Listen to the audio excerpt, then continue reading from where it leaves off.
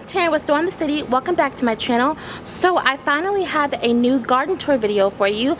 So this is basically going to be a mid-June, well, it's really like late June, a mid to late June garden tour update. So I have a lot to show you. It's really starting to look really nice and lush and green. I have some flowers out here now. So yes, let's get started. I hope you enjoy it.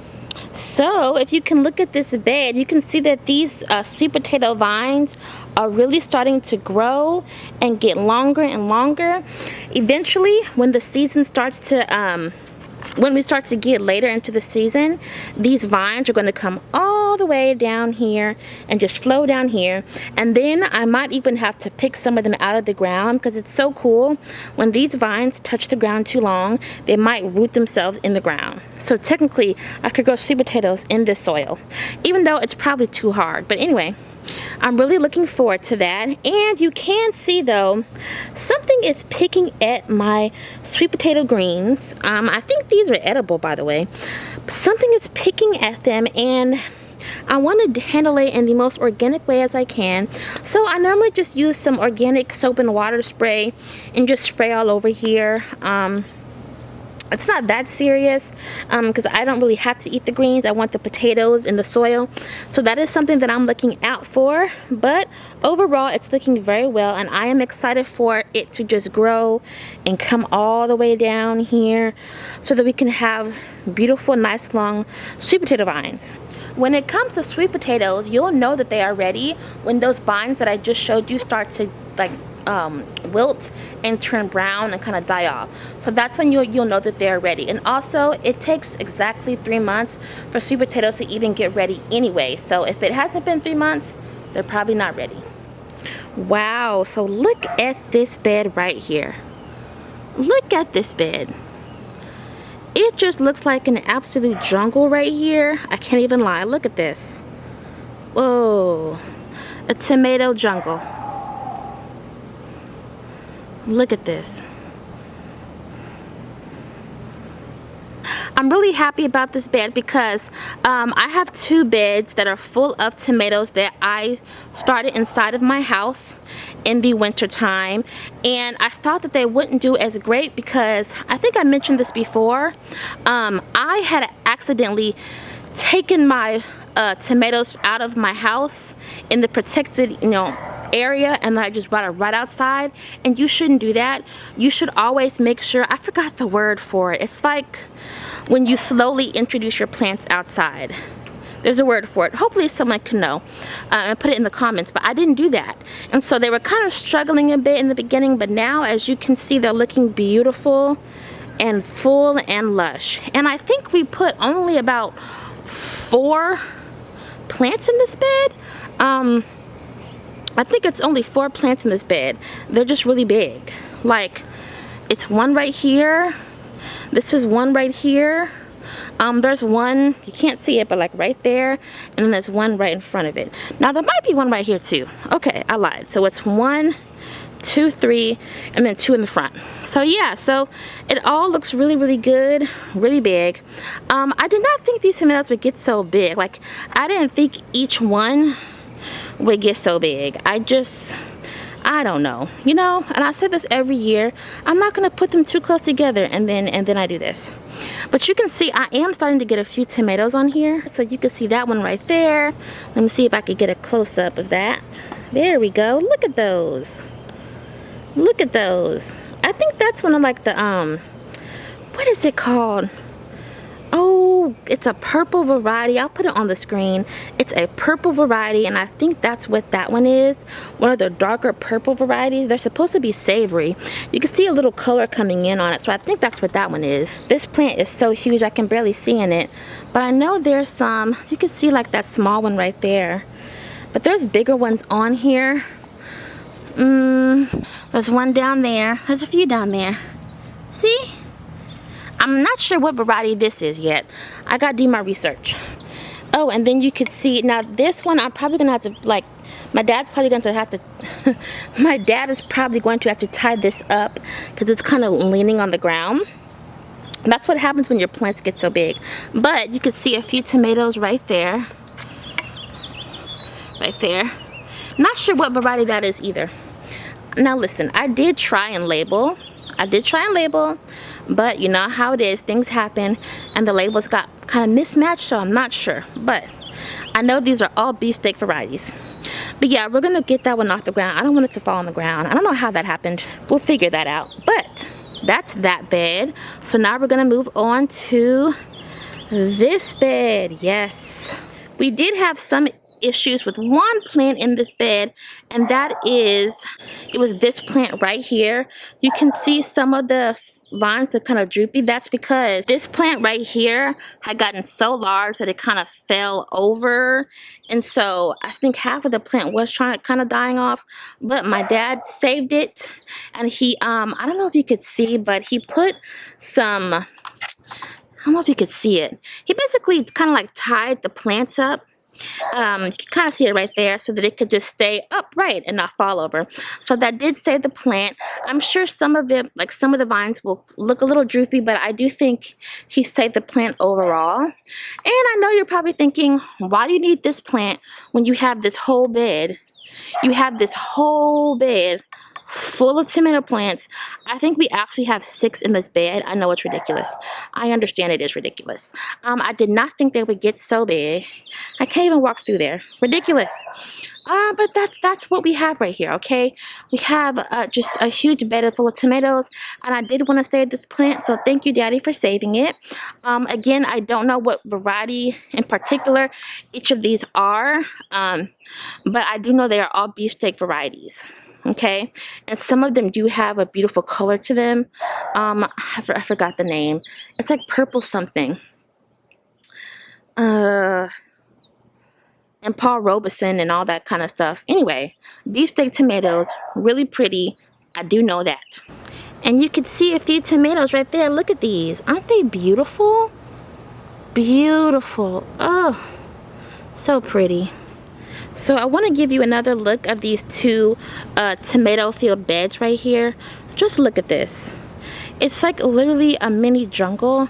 It is so ridiculous, but I am so happy with it. I mean, and I can barely walk right back there. Yeah, I can barely walk through there, but that's okay, because we will make it work. Okay, we will make it work. And if you come over here, you will see this really beautiful plant. You can't smell it. I wish you could smell it because it's beautiful.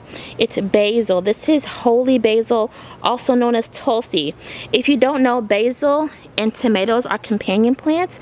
They help each other to grow. And as you can see, it's working because look at how big this plant is. It can barely fit on my whole screen. Hold on, look, look, look, look. See how big that is?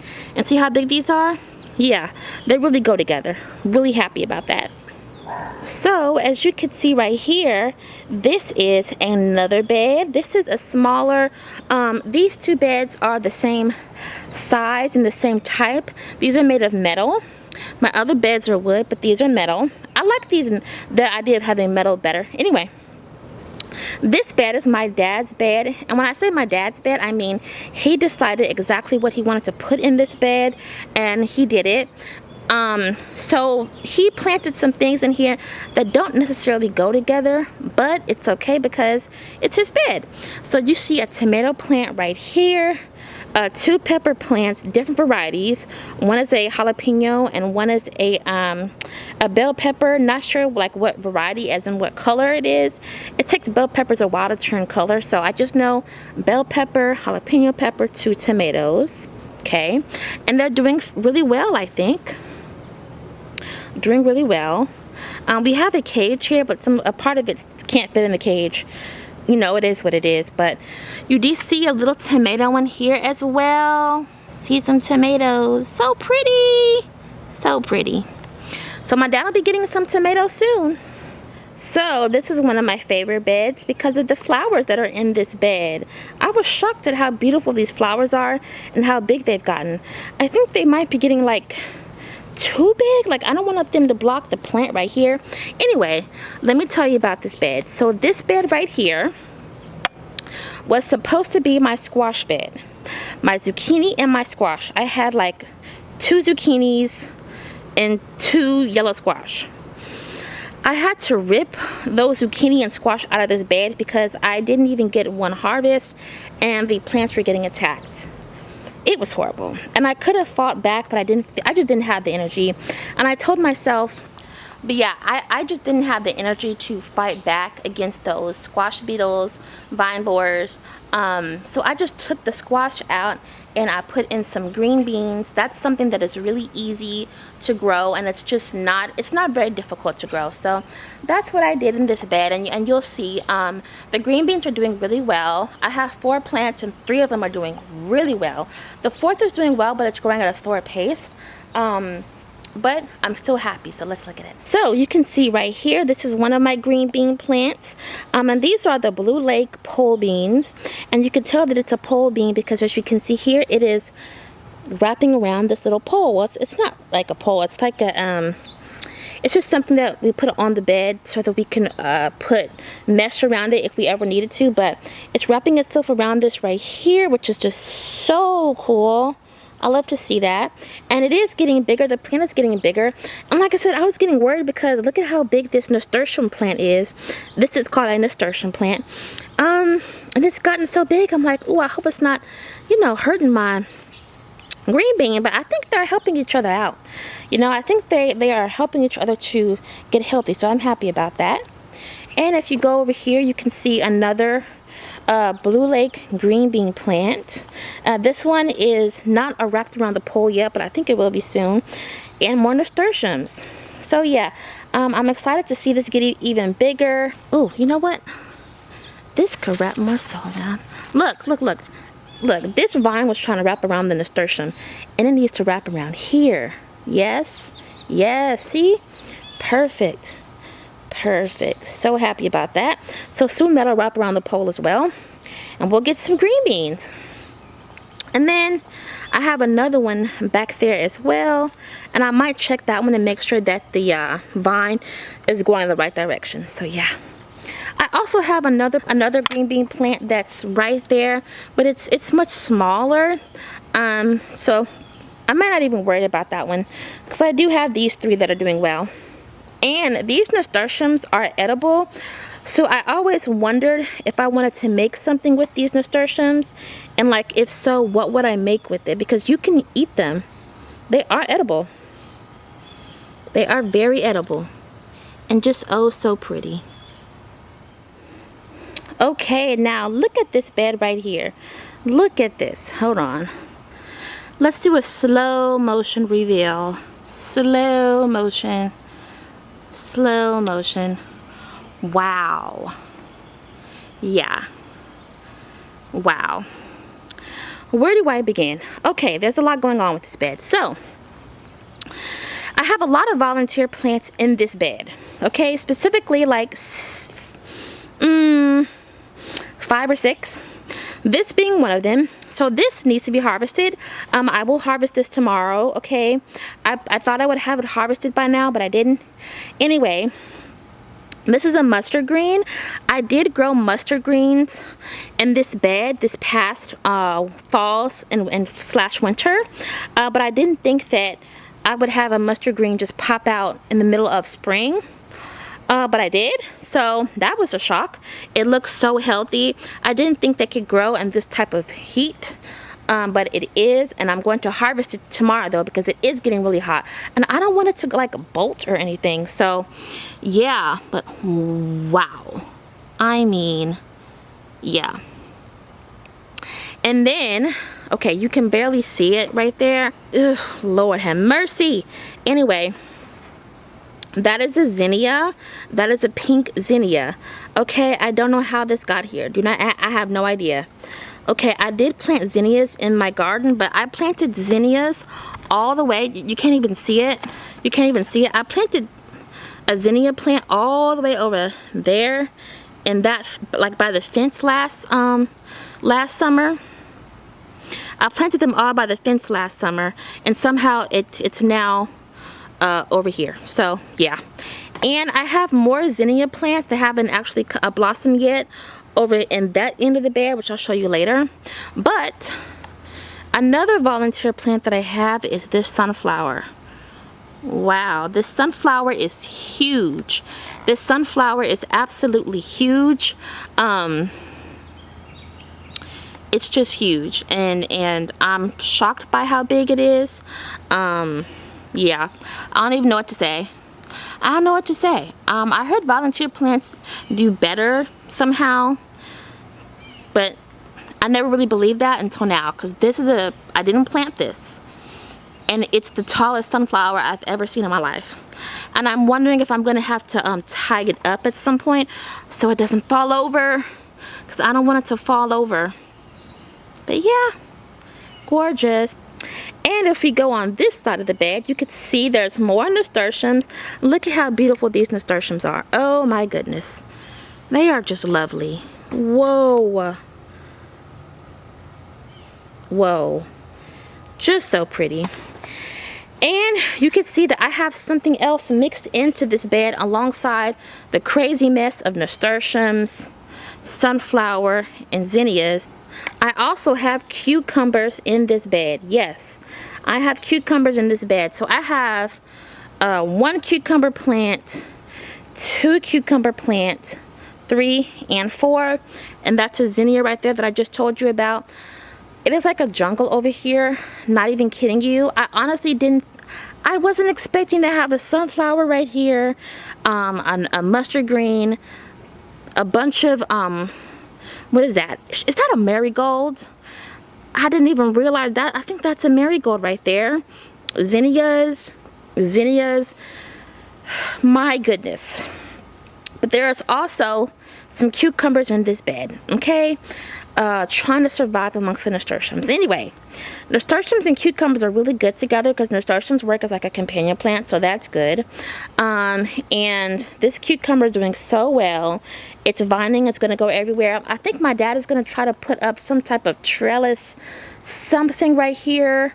Or I think because we have this big sunflower, if we have this big sunflower, so we might not be able to put the trellis right here. He might just lean the trellis like right here, just lean it over, and then this can just climb on it like that. We're going to figure that out. But you will see though, what I'm getting to is, why do I have this powder on here? I did have to put some diatomaceous earth on here because I did have a little something biting on the leaves, as you can clearly see.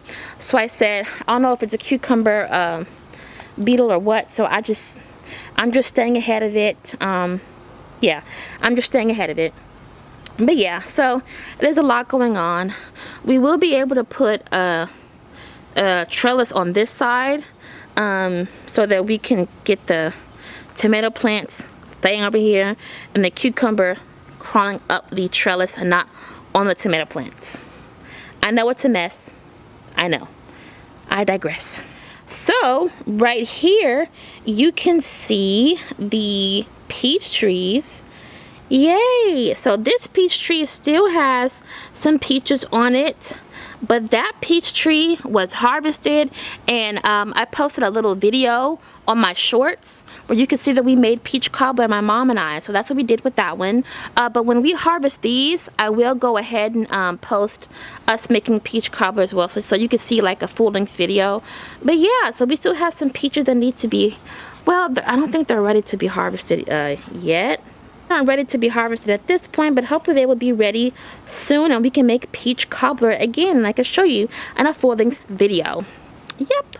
Now this is really my favorite part of the whole garden. I mean, I love all of my garden, but wow, this right here is my favorite part. If you know your plants really well, you already know what this is. This is the watermelon bed. Yes, I'm so excited. I'm so excited. So I think I mentioned this in the last video, but this right here is my dad's little experiment. Let me get closer. He is trying to use an open bag of soil and directly plant the watermelons in that soil bag and let it just grow up. It's doing quite well, so we'll just see how it does. It's his own experiment. This is the yellow crimson sweet variety, okay? My favorite fruit ever of all time. And then you can see I have more over here. We're growing these the regular way, just directly in the soil. I know you might be a little shocked as to how we're growing these watermelons directly in this soil, and that is a shock to me too. But my dad and I have realized that when you plant in this particular area of the garden, the soil is really healthy and really just soft, and it's really easy to grow in. My whole backyard isn't like that, but in this area it is good, easier to grow in. So that's what we're doing in this bed. We're directly sowing our watermelons. So that's what we did. And so what I will show you is, like I said, that one is a yellow crimson sweet. This row right here is also yellow crimson sweet. And then these two rows right here, I know it's hard to see because the vines are like all intertwined, but this one is orange.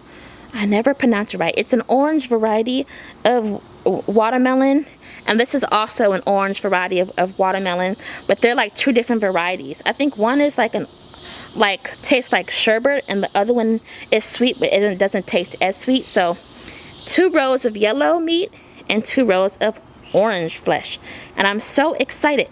They're starting to just get their flowers on them, so hopefully we get some fruit soon. Yes. And over here, I never showed you this before, but I thought it was so interesting. I looked up the name of this once, but this is like a native, just a native Tennessee plant that just pops up in, you know, our garden every now and then, and it's very interesting. The bees love it. Apparently hummingbirds love it too. So yeah, it's very interesting looking. Very interesting looking. I like it. It's unique. And then this over here is our plum cot tree. We only got 1 plum cot on this tree. I do need to do some weeding on all of these, and I will. We only got 1 plum cot on this tree, and that's okay. I think next year we'll get some more. This is our first time keeping this tree out during the winter, and as we do that over the years, I think we will get more. And then over there you can see like a bunch of vines, and you're like, what is that thing crawling up along our trellis? That is a passion fruit plant. I did not plant this. That passion fruit plant, someone planted it in our alleyway, or I don't know. It's growing in the alleyway and coming over the fence here, and we're just gonna keep it because it's really cool, and the passion fruit flowers look beautiful once they start coming in. Okay, now it's time for this bed. So this area, well, it's not a bed, it's like a garden area. This garden area is our grow bag area. I have a mixture of peppers and tomatoes, mostly bell peppers and or sweet peppers and tomatoes of different varieties. A few of these peppers are grown like from seed. I think it's like these 3, these 4, no, not that one. Yeah, no, yeah, 1, 2, 3, 4 grown from seed, and the rest of the peppers are transplants. And then some of these tomatoes are grown from seed as well, like this one, and I think those down there. But overall, it's a mixture of transplants and from seed, and that's okay. I'm just really happy to have plants in my garden. This bed, these grow bags took a little while to take off, but they're really looking really well right now, especially those down there. And there's peppers on these. I'm just so excited. I really want to let them turn color though. I like them to change color before I harvest them. So I'm just being really patient. You could kind of see some color coming in on this one here. I think that's like the chocolate or something type of pepper. It's a darker color. I'm so excited. Yeah. And these tomatoes are ready to be harvested. I just haven't gotten them yet. You can kind of see them in through there. Yes. So yeah, I'm excited for all of this. Super excited, super excited. Yeah. And if you look right here, you'll see this is my onion bed. Okay, so the onion stems are looking a little rough, and I think that's just because you're supposed to technically cut the onion stems so that the bulb can grow bigger. Am I right or am I wrong? So I will do that tomorrow, okay? I promise I will do that tomorrow. I'm still learning how to grow onions. It's something that I'm still learning. I am still learning, but I will do this tomorrow morning. Now this bed right here is just a mess, okay? Now I planted some eggplant seeds. The eggplant seeds germinated, and some bug, you can't even see it, ate the leaves all the way down to the stems. Ridiculous. So I'm just gonna plant something else in here, or hope that the eggplant grows back. But how do you eat something down to the stems? Like, what the heck? I really want to grow some eggplants. And this is our only strawberry plant. Something was eating my strawberries. Yeah, something was eating a bird. Probably a bird was eating my strawberries. What can you do? I'm gonna look through this tomorrow and see if I need to harvest anything. Birds, beautiful, but they will eat all your berries. Like, I'm trying to see if there's anything to harvest. Ah, did something eat that? No, yeah, I might harvest that one. Can you see it? I might harvest that one tomorrow, if it's ready tomorrow. So yeah. Now this is a milkweed plant. This is so pretty. I'm so proud of this. I believe I planted this from seed. I believe I did, and I'm just so proud of myself because the pollinators love it. The bees love it. The butterflies love it. It is just so beautiful. Beautiful. Help the butterflies. They love milkweed. And this, I am so proud of this right here. I am so proud of this and this and this. These are echinaceas, all grown from seed. Okay, never thought it would get this big. My flowers have really gotten so tall, so big this year. This is like the year of the flowers, and I'm just very grateful.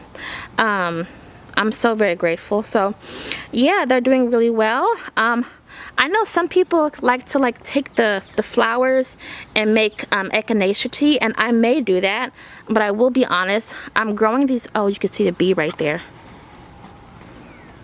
I don't want to get too close. I'm growing these because I like to just help the pollinators.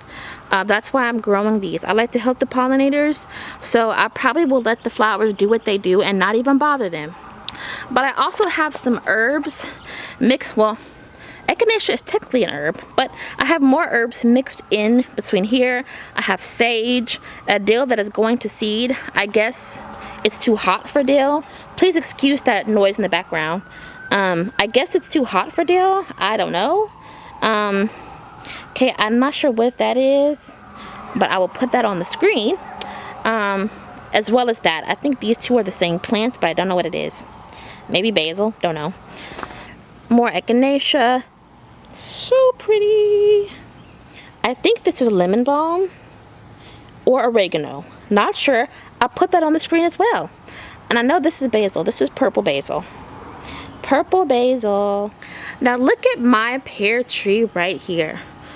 Oh man, look at all of these. Look at all of this abundance. So wonderful. Last year we had no pears, absolutely none. Now we have too many. We have so many that it's causing the limbs to kind of bend over, and it is a concern. So my dad and I may just have to pull some of them off to protect the tree. But wow, we definitely have pears. No complaints here. No complaints here.